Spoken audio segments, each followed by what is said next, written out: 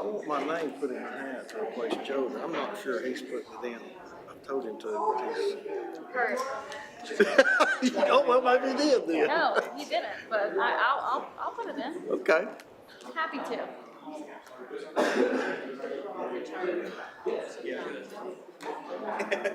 It's probably, is it home funds for failures?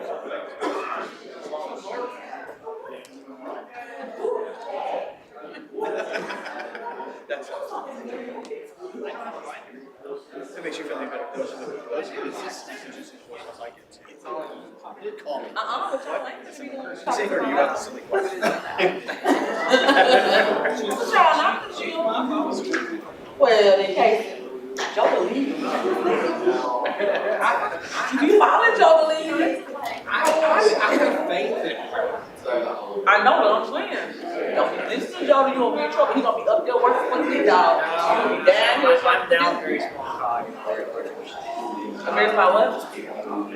So very small what? Cog. Oh, I didn't hear what you said. Hey, Sandra.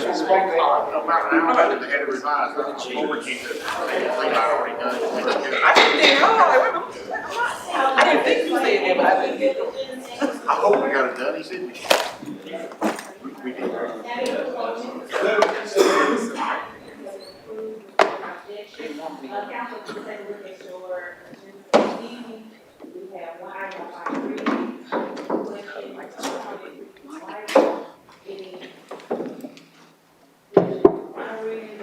Item on first reading. Any questions? Looking for your lights. All right. Resolutions under economic development. Mayor's office. Go ahead. All right, council members.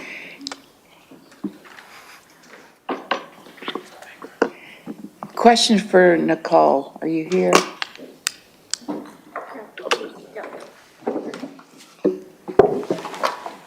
You're going to answer for Nicole? I am. I'm sorry, I was finishing something else. Madam Chair, is this for the appointment? It is. We're going to ask to withdraw that today so that we can, it's not on Nicole or her responsibility. We're asking to withdraw it so that we can work out a legal issue that was raised by CHA. We're confident we can work this out. Our intention is still to choose Ms. Heyman for that role.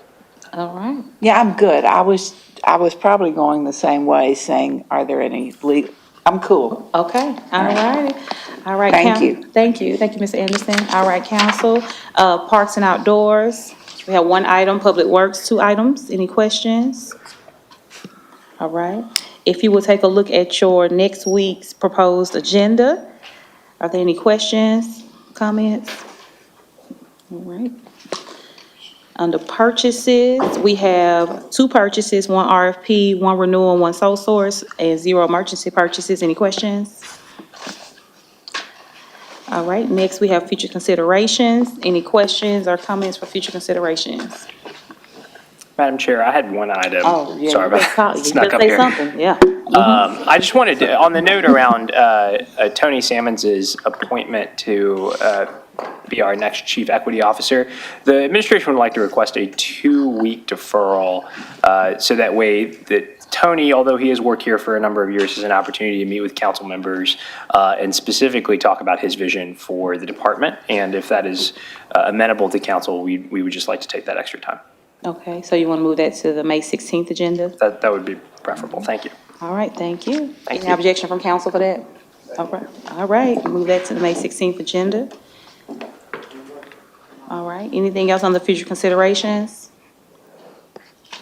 We don't have any departmental reports, I'm sorry about that. And we do have 1 committee, Affordable Housing Committee.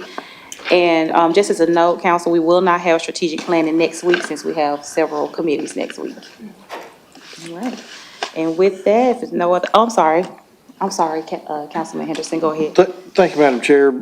We do need a Public Safety Committee meeting to present the park quarterly report. Okay. They were requested either the May the 16th or May the 23rd, whichever one you see fit to place us on. All right, we can move it to, we can do May 16th. Okay. That'll be fine. Thank you. All right, thank you. Okay, any other questions or Comments or anything? All right, with that, we'll move into our Affordable Housing Committee, chaired by Madam Vice Chair Hill.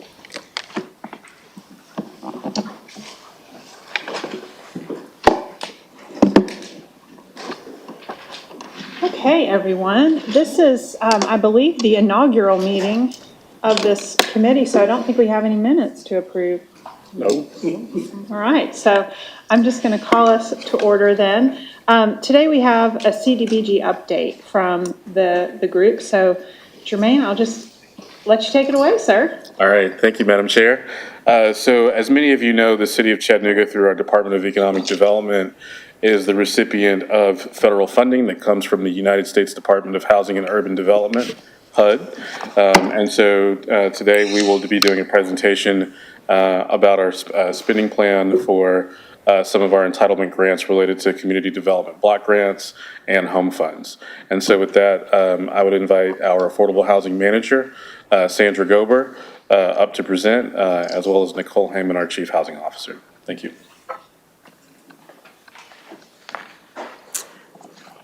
Good afternoon. Am I able to do the clicking here, or do I have to?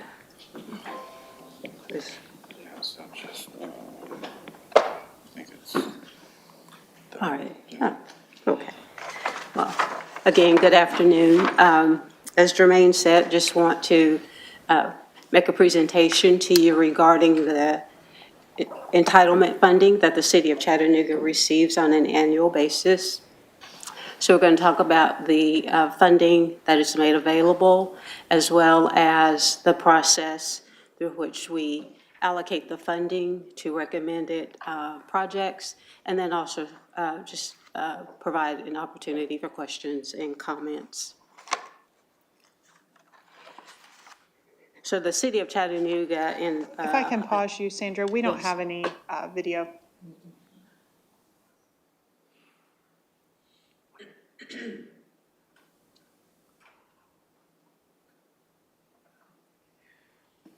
All right, we're good. Thank you.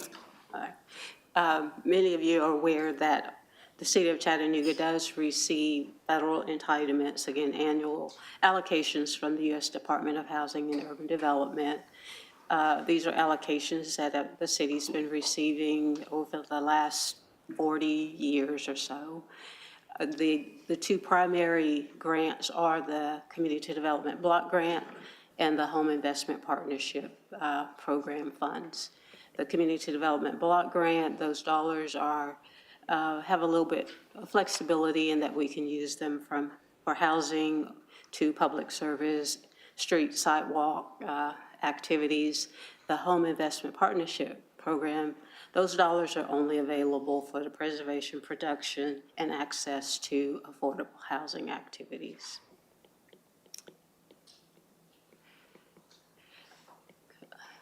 All of the funding that we received have prescribed uses, as well as other requirements, which in 3 of those are that the funding has to meet a federal national objective. Everything that, all the money that we deploy or utilize has to at least meet one of these objectives.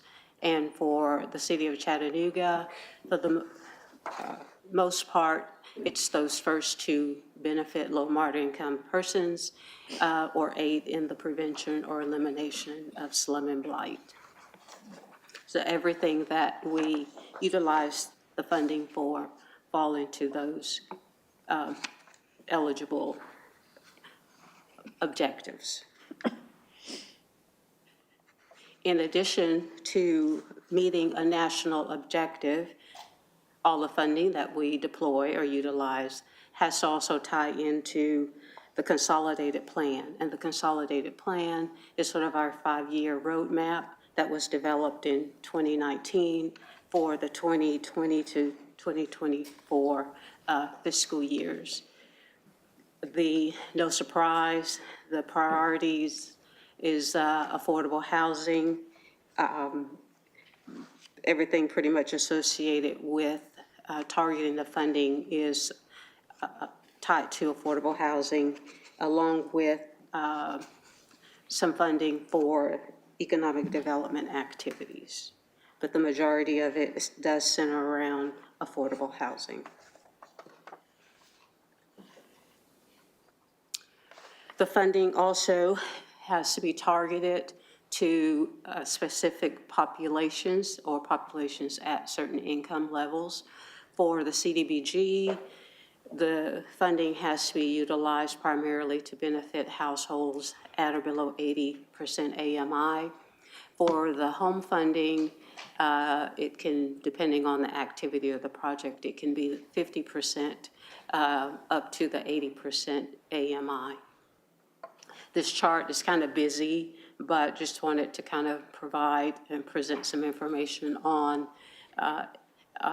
the income limits, and these are the charts that we use when we're evaluating projects or participants in the programs supported by the funding that we manage.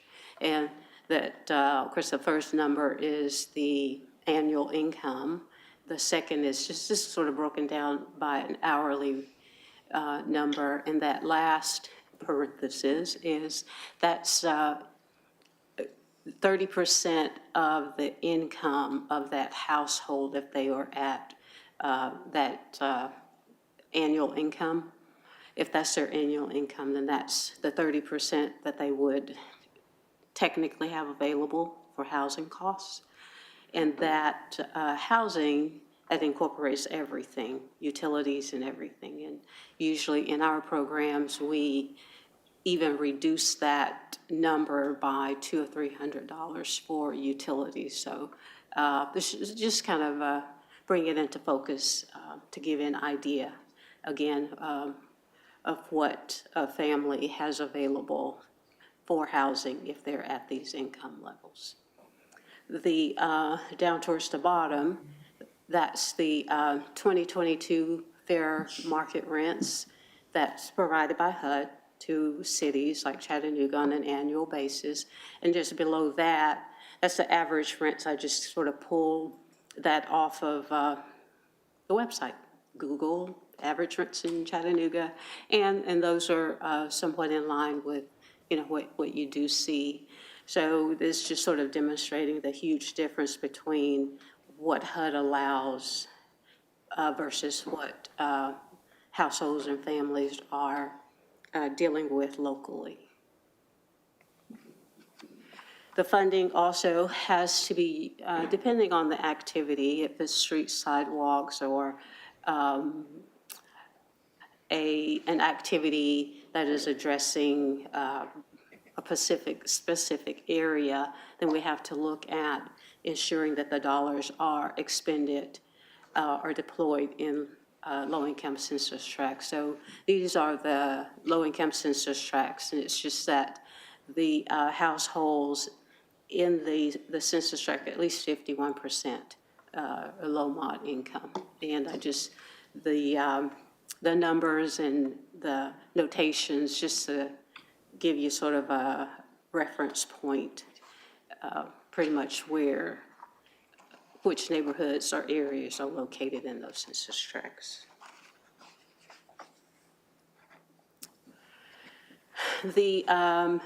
There's sort of a prescribed allocation or application process through which we determine, again, how to get the funding out into the community. It does start with that 5-year strategic plan and targeting the funding in alignment with the strategies and the priorities determined there.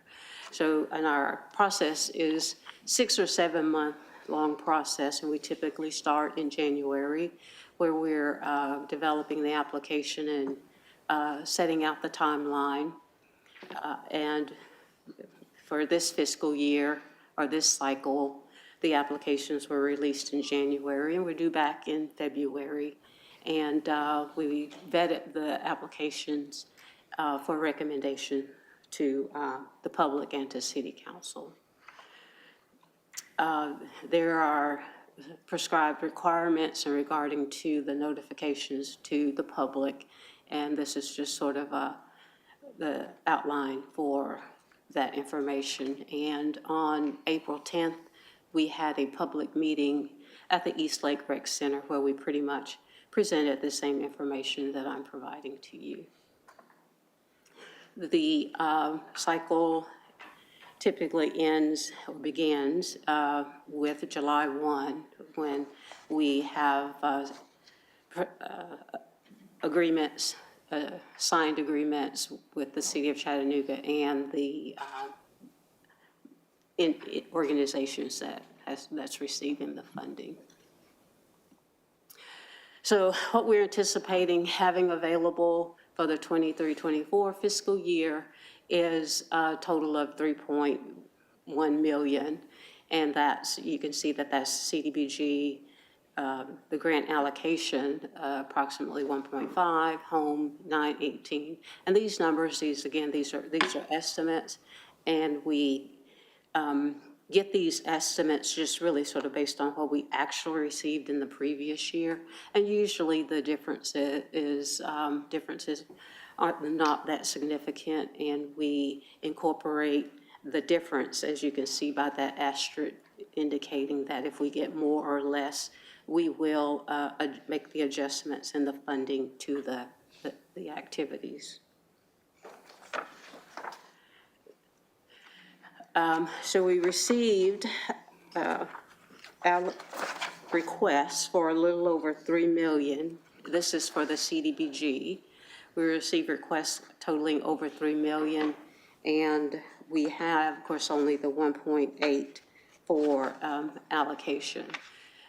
These are the organizations that requested funding, and these are the recommendations for funding in the last column. And I'll let you kind of glance at that if you have any questions about any of them. Otherwise, I'll just go on.